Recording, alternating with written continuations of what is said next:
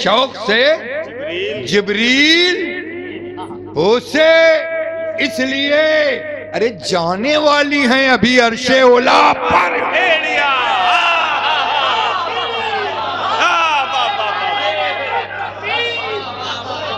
حضرت فرما رہے ہیں حضرت سجادہ فرما رہے ہیں پھر پڑھ دیجئے حضور فرما رہے ہیں پھر پڑھیے اس شعر حضرت کا حکم لے رہے ہیں شوق سے جبریل بوسے اس لیے جانے والی ہیں ابھی عرش اولا پر جانے والی ہیں ابھی عرش اولا پر انا اعطیناک الکوثر اے محبوب ہم نے تمہیں کوثر عطا کیا کوثر کی بڑی تشریحات مگر اللہ نے فرماتا ہے ارے ان لوگوں کی عادت تھی کچھ نہ کچھ ڈھونڈنا تلاشنا باغیان رسول اور تاریخ بتاتی ہے کہ جب جب انہوں نے نبی کو طعنہ دیا ہے تو نبی نے اس کا جواب نہیں دیا جب جب نبی کی طرف انگشت نمائی کی ہے اشارہ کیا ہے تو نبی خاموش ہیں جبریل اوپر جواب لے کر حاضر ہوتے ہیں خدا جواب دیتا ہے محبوب تم چپ رہو اس کا جواب ہم دیں گے کہا چھوڑ دیا کہا تمہارے چہرے کی قسم والدعا واللیل اذا سجا پیارے تمہاری زلفوں کی قسم ما ودعک ربک وما قلی نہ تمہارے رب نے تمہیں چھوڑا ہے نہ تم سے بیزار انہوں نے کہا لا ولد ہو گئے سلسلہ نسل ختم ہو گیا ہے محبوب خاموش ہیں جواب آ رہا ہے محبوب رنجیدہ ہونے کی بات نہیں ہے کبیدہ خاطر ہونے کی بات نہیں ہے ہم نے تو تمہیں کوثر عطا کیا ہم نے کوثر عطا کیا فول کے وزن پر ہے ہر نیکی میں کثرت ہے ہر خیر میں کثرت ہے مفسر اعظم فرماتے ہیں الکوثر هو الخیر الکثیر کلو جتنی بھلائیاں ہیں سب اسی کوثر میں اور یہ بھی ہے الکوثر نہر فی الجنہ کوثر جنت کے ایک نہر کا نام لیکن سامنے والا ایک سوال کر سکتا ہے کہ بہت ساری بھلائیاں دے دی جنت دے دی لیکن ہمارا جواب کہاں ہم نے کہا تھا لا ولد نسل ختم ہو چکی تو نادان اسی کوثر میں نبی کی آل بھی تو ہے یہ کہتا ہے لا ولد نسل ختم ہو چکی انا اعطیناک الکوثر اے نبی اس کے کہنے سے کیا ہوتا ہے ہم نے تو تمہیں بہت زیادہ اولاد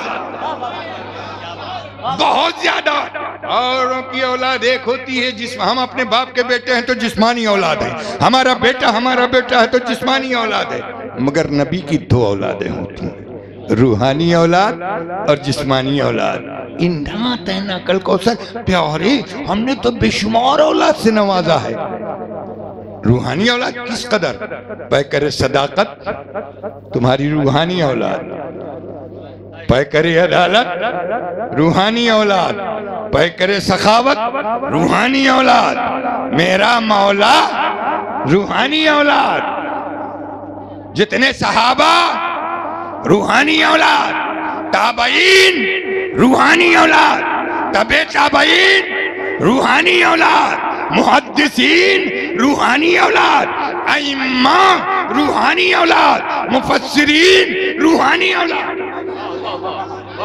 اولیاء روحانی اولاد واصلین روحانی اولاد کاملین روحانی اولاد ارے سارے مومنین سب روحانی اولاد قیامت تک لوگ کلمہ پڑھتے چلے جائیں گے ہماری اولاد تمہاری اولاد میں داخل ہوتے چلے جائیں گے تمہارے برابر کس کی اولاد پھر سامنے والا کہتا نہیں ہمارا نشانہ روحانی اولاد کی طرف نہیں تھا. ہم نے تو کہا تھا جناب ابراہیم یا حضرت قاسم کا انتقال ہوا تھا تب ہم نے کہا تھا کہ نسل ختم ہو گئی، اب کام نہیں چلے گا، ان کا آگے نہیں بڑھے گا. ہم نے یہ کہا تھا. لیکن نبی جب اٹھے تھے سر اقدس کو اٹھاتے ہوئے، جب اٹھایا سر اقدس کو تو مسکراتے ہوئے اٹھا. صحابہ نے پوچھا یا رسول اللہ وجہ کیا ہے؟ تو آقا نے فرمایا ظالموں نے مجھے ابتر کہا تھا، میرے خدا نے مجھے کوثر عطا فرمایا. نبی کا مسکرانا بتا رہا ہے، آقا کا مسکرانا بتا رہا ہے کہ دنیا سمجھے نہ سمجھے نبی سمجھ گئے ہیں. جواب مل چکا ہے، آقا کو تسلی مل چکی ہے. اے پیارے اولاد دینے والے ہم ہیں، نسل بڑھانے والے ہم ہیں، ہم نے تمہیں کوثر عطا فرمایا.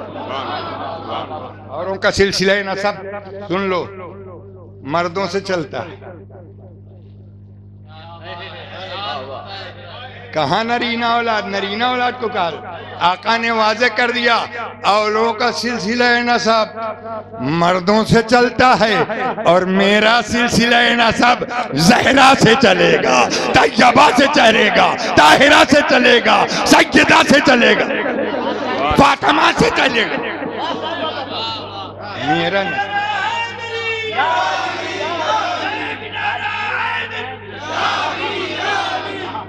یہی وجہ ہے کہ جب امام حسن کی ولادت ہوئی آپ تشریف لے گئے. یا علی اینا ابنی، اینا یا اینا ولدی، اے علی میرا بیٹا کہاں؟ کہہ دیتے میرا نواسہ کہاں ہے؟ علی تمہارا بیٹا کہاں ہے؟ فاطمہ کا لخت جگر کہاں ہے؟ نبی فرماتے ہیں این ابنی علی، اے علی میرا بیٹا کہاں ہے؟ اور ایک بار نہیں، جب حسین پاک پیدا ہوئے پھر تشریف لے گئے. ماں سمیت ابنی ھذا یا علی، اس میرے بیٹے کا نام تم نے کیا رکھا علی؟ حسن نے بھی کہا کیا رکھا نام؟ میرا بیٹا کہاں ہے؟ اور حسین نے بھی کہا میرے بیٹے کا نام کیا رکھا؟ اے نبی آپ کہہ دیتے بیٹا نواسہ. سنو قرآن اس کا جواب دیتا ہے وَمَا يَنْتِقُ عَنِ الْحَوَىٰ إِنْ هُوَ إِلَّا وَحْيٌ يُوحَىٰ. نبی اپنی مرضی سے نہیں بولا کرتا ہے، وہی بولا کرتا ہے جو وحی خدا بولا کرتا ہے. زبان نبی کی ہوتی ہے، زبان نبی کی ہوتی ہے، اور قول خدا کا ہوتا ہے. نبی کی زبان پہ خدا بول رہا ہے اے نبی تم اپنا بیٹا کہہ دو تو قیامت تک سارے لوگ بیٹے کہہ دیں.